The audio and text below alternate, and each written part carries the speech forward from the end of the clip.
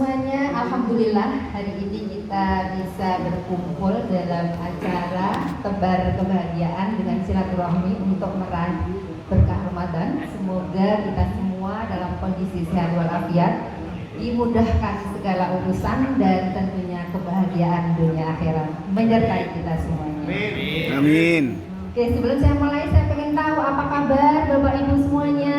Alhamdulillah. Nah, dalam waktu 15 menit bersama saya pengen ketika saya bilang apa kabar Bapak Ibu semuanya, jawabannya adalah yes. Mengambil energi alam dimasukkan ke tubuh, lalu digoyang-goyang, luar biasa. Setelah itu ditebarkan ke seluruh ruangan ini. Happy. Yes, luar biasa happy. Siap? Siap. Oke, saya tes dulu. Apa kabar Bapak Ibu semuanya? Yes. Luar biasa. Happy. Semakin semangat lagi, sekali lagi. Apa kabar Bapak Ibu semuanya? Yes. Luar biasa.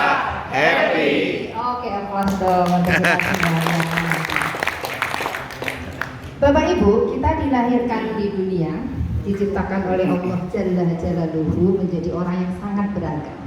Dilahirkan ada yang mungkin dari orang-orang yang dalam masa pertumbuhan dari bayi hingga dewasa dalam kondisi pola asuhnya yang baik karena orang tuanya komunikasinya bagus, bahagia dalam menjalankan ibadah maupun kata-kata yang diucapkan hingga hari ini menjadikan diri kita seperti apa.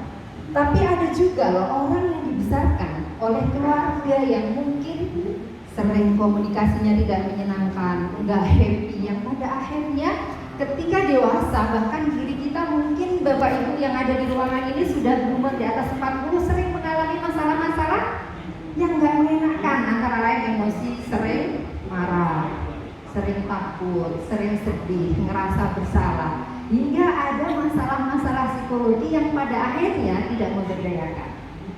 Nah, Bapak Ibu, saya ingin sedikit membahas tentang bagaimana emotional intelligence for happy, karena pengennya tentunya kita menjadi orang yang happy baik di dunia dan tentunya di akhirat nanti.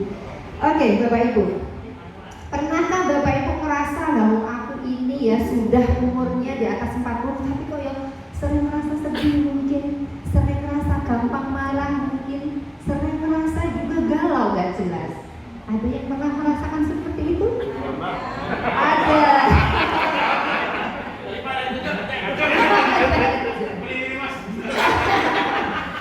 Oke, baik, yang sebelah sini pernahkah merasa galau? Pernah ya? Oke, nah Bapak Ibu, ternyata perasaan-perasaan yang tidak enak, yang tidak memberdayakan itu ternyata diawali bisa jadi dari kecil. Karena contoh saya pengen share ya Bapak Ibu, di dalam klinik saya itu ada orang yang sudah menjadi seorang leader. Dia adalah direktur di salah satu bank, umurnya 52, datang ke klinik saya. Ternyata apa yang terjadi? Ketika di depan orang banyak memegang seperti ini, gemeteran, keluar keringat, dan di dalam hatinya selalu berkata, aku nggak pede. Nah, rasa nggak pede ternyata setelah dicari root cause atau akar masalahnya, ternyata dia kondisinya marah. Setelah marah diregresi sampai kecil, ternyata dulu ketika kecil dia orang Padang Panjang. Waktu itu karena anaknya petani, dia disuruh orang tuanya membeli beras 1 gantang. Ketika di pasar ternyata beras itu terjatuh. Anak ini masih berumur kurang lebih 7 tahun karena masih kelas 1 SD. Apa yang terjadi? Anak ini langsung takut, kenapa berasnya jatuh ini gimana? Takut nanti kalau bilang sama mama di rumah gimana aku dimarahi. Lalu bapaknya datang. Ketika bapaknya datang, udah nak, nggak apa-apa. Tapi ketika dia pulang, mamanya menampar dia, memarahi dia, yang pada akhirnya perasaan takut itu muncul ketika kelas 1 SD, tapi ke bawahnya hingga hari ini menjadi seorang leader di sebuah bank. Takut. Banyak ragam kejadian dalam kehidupan kita. Intinya Bapak Ibu, hanya 5 dalam emosi negatif yang ada pada diri kita, yakni takut, sedih, merasa bersalah, sakit hati, marah. Dan hari ini takut ternyata. Nah, apa yang terjadi? Bisa jadi itu menimpa pada pada diri kita, bukan hanya takut, mungkin gampang marah, gampang emosi. Jangan-jangan itu diawali ketika waktu kecil, tapi kita kan nggak bisa kembali lagi untuk menjadi kecil lagi. Intinya kita hari ini ya seperti ini. Mungkin Bapak Ibu yang di sini ada yang seorang leader, ada yang seorang pengusaha, ya, dan lain sebagainya. Nah, jangan sampai rasa takut ini sebenarnya membelenggu pada diri kita yang pada akhirnya ketika tua nanti setelah pensiun punya penyakit 19P. Penyakit 19P itu apa? Pergi pagi, pulang petang, pantat peot, pala pusing, perut perih, pinggang pegal, pas pensiunan penyakitan parah, potong pajak pula. Siapa yang bisa pulang?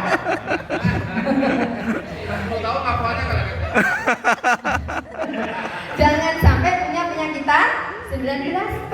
Nah, gimana caranya biar tidak punya penyakit 19P ini? Caranya adalah dengan memodifikasi emosi. Apa Bapak Ibu? Memodifikasi emosi, yaitu apa yang kita rasakan yang berkaitan dengan kita waktu kecil diikhlaskan, diterima. Jadi jurnal-jurnal yang saya baca, kebetulan saya kan lagi ambil S3 yang ngomongin tentang modifikasi emosi ini.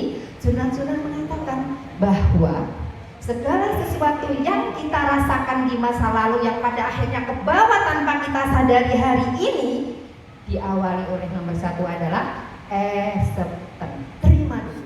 Kalau rasanya gampang marah, terima dulu. Rasanya sedih, terima dulu. Apapun yang terjadi, terima dulu. Setelah terima, untuk memodifikasi dari apa yang gak enak, emosi negatif tadi menjadi happy di masa tua kita, yaitu nomor satu, kita relax. Apa Bapak Ibu? Relax kalau dalam agama enggak berenang satu. jeda. Makanya Rasulullah bilang ketika kamu marah maka duduklah. Ketika kamu duduk masih marah maka berbaringlah. Ketika kamu masih marah ketika berbaring, sholatlah. Itu intinya kalau dalam psikologi. Kenapa? Agar ada jeda. Apa Bapak Ibu? Jeda. Jeda untuk apa? Jeda untuk ketika orang marah, ketika orang sedih, ketika orang ngerasa bersalahnya tinggi, amigdalanya terbajak. Ketika amigdala terbajak, dia nggak bisa kritis lagi dalam menentukan sesuatu. Take actionnya mau ngapain berdasarkan emosi. Orang yang jatuh cinta, ketika dibilangin, nak kamu jangan sama orang ini, nggak usah kamu sama dia karena dia anak orang bla bla bla bla, karena dia perilakunya bla bla bla, bisa nggak Bapak Ibu? Nggak akan mau dia. Tetap kalau udah namanya cinta tetap akan dilakukan. Karena apa? Amigdalanya sudah terbajak. Setelah dilakukan nomor satu namanya relax, maka ubah kata. Ubah kata dengan afirmasi yang berbeda. Misal Bapak Ibu, aku tuh kok gampang marah ya, kenapa ya? Aku tuh sudah tahu sih bahwa orang yang bersyukur itu gak gampang marah. Sudah ngerti sih apa yang dikatakan oleh Allah, la in syakartum la azidannakum wa la in kafartum inna azabi lasyadid. Barang siapa yang bersyukur maka akan ditambah nikmat, dan barang siapa yang mengkufuri nikmat sesungguhnya siksaku sangat pedih. Sudah tahu Bu, tapi kenapa perasaan dalam diri saya sulit untuk mengendalikan hal? Artinya kalau sudah begitu tadi acceptance, jeda, dan setelah itu ubah kata. Apa yang ada di dalam diri kita? Misal aku gampang marah, what do you want? Kalau nggak marah apa yang diinginkan? Tenang misalkan. Fokus pada ketenangan, dan yang terakhir adalah ubah makna. Jadi ketika kita ingin happy di masa tua, caranya adalah dengan RAM, relax, afirmasi dengan mengubah kata, dan yang terakhir adalah ubah makna. Apa kuncinya ketika kita ingin happy di hari tua? RAM. R apa ri? Relax. A apa? A? Afirmasi. Yang terakhir adalah makna. Jadi ubah makna ya, relax, ubah kata, ubah makna, disingkat menjadi RAM. Relax, afirmasinya diganti, dan yang terakhir adalah maknanya dirubah. Apa kira-kira pesan cinta Allah yang ingin disampaikan kepada kita sehingga hari tua kok ada-ada aja yang membuat saya marah, ada-ada aja yang membuat saya sedih? Maka ubah makna itu dari makna yang tidak memberdayakan menjadi makna yang memberdayakan. Saya ingat akhir kata Bapak Ibu, seorang guru namanya Babih Jamil Azaini, boleh searching, beliau adalah seorang inspirator sukses dunia. Dia mengatakan, sudut pandang kita ketika menjadi lalat, maka dimanapun yang dicari adalah kotoran. Tetapi ketika sudut pandang kita rubah dari kacamata lebah, maka dimanapun dia berada, yang dicari adalah bunga. Kalau yang dicari bunga, maka yang bisa madunya. Ketika kita mendapatkan madu, maka akan bermanfaat bagi orang banyak. Intinya adalah kita semuanya, yuk sama-sama gunakan ram.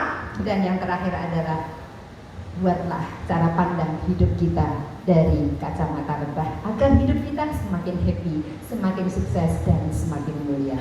Demikian dari saya. Wabillahi taufiq wal hidayah. Wassalamualaikum warahmatullahi wabarakatuh. Waalaikumsalam warahmatullahi wabarakatuh.